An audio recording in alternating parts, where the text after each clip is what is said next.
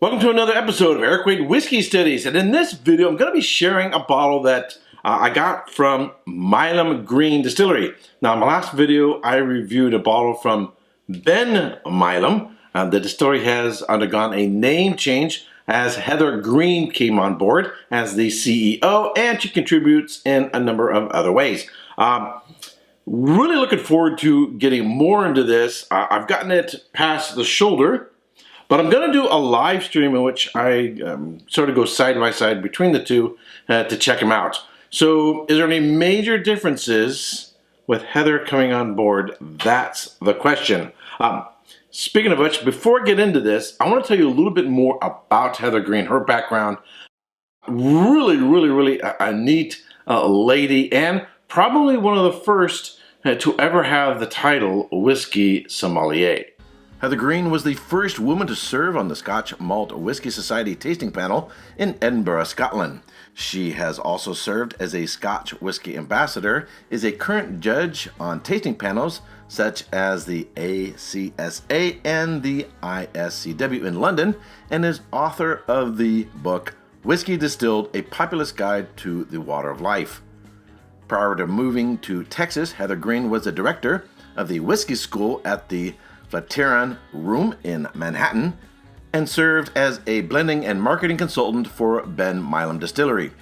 Recognizing they had someone of talent at their disposal, it was decided to build an executive team around her as the new CEO, and they changed the name to Milam Greene Distillery. This expanded her role in operations around the areas of batching, blending, sourcing, cask finishing, and grained glass distillation. She was also recently in an episode of the Whiskey Tribe in which she discussed whiskey competitions with Daniel and Rex. Other than just being a world-famous whiskey human being, has joined, originally it was Ben Milam and is now Milam Greene. That's right. Distillery not far down the road from us in Blanco, Texas. Woo-hoo, Hill Country. And blending and creating and just doing all kinds of amazing shit down. Alrighty, so I'm going to be doing a live stream, and by the time you're watching this, perhaps it's already played, in which I'm going to do a side-by-side comparison between Ben Milam and Milam Greene. Perhaps do a blind and see who wins. But before I get into this, here are my notes on this whiskey. Milam Greene Triple Blended Straight Bourbon Whiskey. This new flagship bourbon is made from 70% Texas corn, 22% Pacific Northwest malted rye from Oregon and Washington, and 8% Wyoming barley. It is fermented with a proprietary yeast recipe from Kentucky and Texas. Each batch is a blend of 3 straight bourbon whiskeys, a 2-year-old premium Texas bourbon for a pop of spice, a 3 to 4-year-old Tennessee whiskey for vanillas and fruits, a 10 to 11-year-old Tennessee whiskey for structure and tannins. It is then proved to taste and bottled on site. It is bottled at 47% alcohol by volume. By the way, if you're looking for a copy of Heather Greene's book, Whiskey Distilled, it's also available in paperback. You find it on Amazon. Highly recommend it. Not only is it teaching you something about whiskey, but she has a great style, and I would say she definitely presents it in a sommelier fashion. So even if you know, say, a little bit about whiskey, you're not a novice to whiskey, still highly recommend checking out this book. All right, let's get into the whiskey. I would say it's a classic bourbon profile. You got those corn notes, canned corn.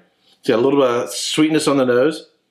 Vanilla pudding, ripe bananas. A little bit of butterscotch, vanilla, cinnamon, and baking spices. A little bit of honey in there. Don't know if I was picking that up on the Ben Milam. There's actually like peach cobbler and apple pie notes. All right, on the palate.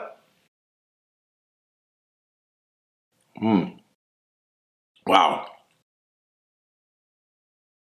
I would say the one thing, I'm tasting it in my head side by side with the two bourbons. And I'm gonna need to do this with the extra 2 glasses out in front of me. But the first thing that I really noticed, the difference between the Milam Greene and the Ben Milam is, I'm not getting the heavier wood notes that I was with the Ben Milam. It wasn't so overbearing, but there was a little bit of touch of the wood notes and more of a stereotypical sort of Texas character to it. This one also seems a little sweeter. Peach cobbler, apple pie, cinnamon, vanilla pudding. Now a little bit of that ripe banana. On the Ben Milam, I was also picking up slight peanut butter notes on the back end. I'm not getting that on this. The peach and the apple character are really jumping out there. Cinnamon, nutmeg, lighter caramels. Has a real nice long finish.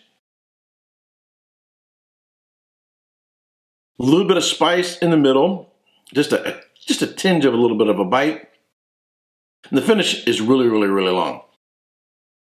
It's sort of a preliminary, comparison. This one seems a little bit more classic, a little bit more some grace and finesse.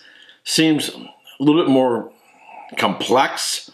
I mean, they're really close. I think they're really close. And to really do them justice, I'm going to need to try as much as possible to do them blind and do them side by side and all that. But I'm really liking this one. I gave the Ben Milam 89 points. This one's got, I think, what I'm looking for in a bourbon that takes me over the 90-point range. It doesn't have that little bit of wood oomph on the back end. It has a nice sort of graceful roll to it in terms of the development of flavor. There's an evolution to the flavor of the whiskey, and it's very graceful with no sharp edges, and it has a nice long finish. But there's a gazillion things that can affect your perception of a whiskey, your mood, what you eat that day, the weather, whatever else, right? But my perception of this bourbon is based not just on what I'm tasting now in front of the camera, but what I've experienced since I got into the neck pour. And I really like this one. I'm going to give this a score of 92 points. 92 points. 3 points higher than the Ben Milam. However, of course, mood can shift and you might prefer one over the other. We will see during the live stream. Alrighty, that's it for this review. If you subscribe to this channel, thank you very much. If you haven't yet subscribed, but you like watching my videos, I would greatly appreciate it if you would subscribe. And if you want to be notified when I go live or post a new video, you're going to want to ring that bell. Alright, until next time, cheers. Hey, don't forget to subscribe and check out these other whiskey videos.